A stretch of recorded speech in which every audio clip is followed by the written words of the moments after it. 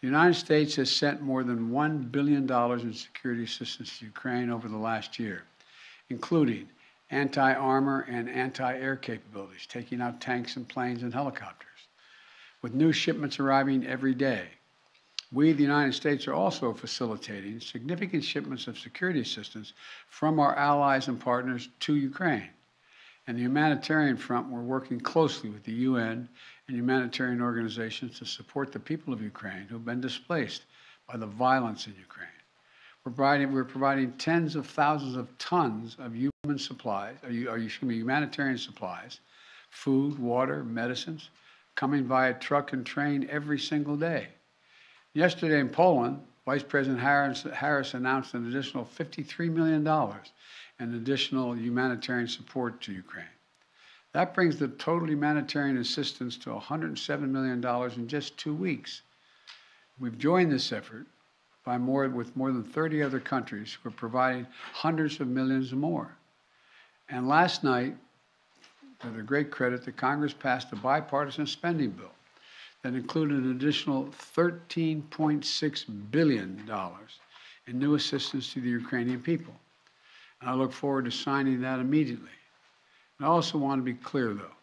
We will make sure Ukraine has weapons to defend against an invading Russian force. We will send money and food and aid to save the Ukrainian people. And I will welcome Ukrainian refugees. We should welcome them here with open arms if they need access. And we're going to provide more support for Ukraine. We're going to continue to stand together with our allies in Europe and send unmistakable message. We'll defend every single inch of NATO territory with the full might of the united and galvanized NATO. We will not fight a war against Russia in Ukraine.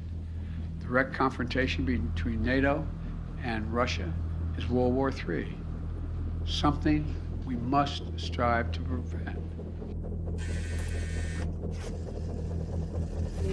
As some other Western officials have noted, that Iran is intent on supplying Russia up to 1,000 additional munitions, including ballistic missiles and additional drones. Yep, thanks, Tara. So we've seen the press reporting on that. I don't have any specific information to provide.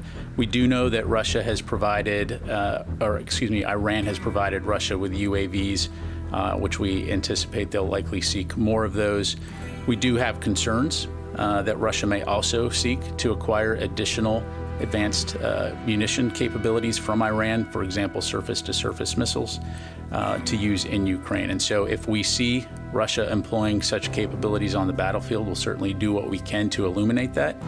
I would say that this just is indicative, though, regardless, the relationship between Russia and Iran of their continued collusion to attack Ukrainian citizens and sustain Russia's illegal occupation. That can be read into that, such as Russia's munitions are actually in a depleted state, and does it add any urgency to getting air defense systems like the NASAMS onto the battlefield?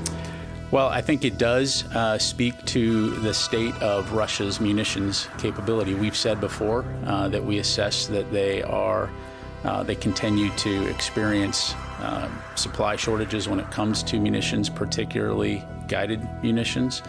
It also is indicative of where they're seeking munitions from countries like North Korea and Iran, which says a lot about the kind of company they keep and where they stand in the world right now in terms of isolation. In terms of air defense capabilities, this continues to be a priority for the U.S. government, for the Department of Defense to work closely with the Ukrainians, with our allies and our partners to try to get them additional air defense capability. As you highlighted with the NASAMS, we expect those to be delivered very soon. Again, we'll allow the Ukrainians to announce when those arrive in country, but we're going to continue to look at other ways that we can support them. In addition, Secretary Austin continues to speak frequently with his partners and our allies, his counterparts, to identify what other capabilities might exist within their own stocks or within their own defense industrial bases to be able to support Ukraine in that regard. Thank you.